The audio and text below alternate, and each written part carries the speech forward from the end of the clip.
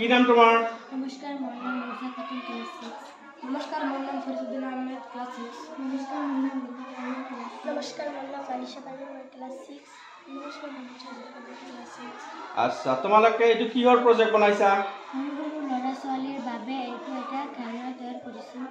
কেনেকৈ খেলনাটো তৈয়াৰ কৰিছা? প্ৰথমে বেটাৰী লৈছোঁ, তাৰ লগত এটা তাঁৰ সংযোগ কৰিছোঁ, চুইচ আছে তাৰ লগত। আৰু সেই চুইচৰ তাৰ ক'ত ক'ত লগাইছা? এইটোত লগাইছোঁ। আৰু তাত ইয়াত কি দিছা? ইয়াত মটৰ লগাইছোঁ। মটৰত সংযোগ কৰিছা। হয়।